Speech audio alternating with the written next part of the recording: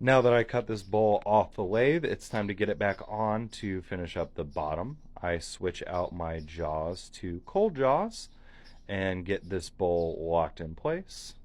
I have to turn down the lathe a little bit so it doesn't fly off.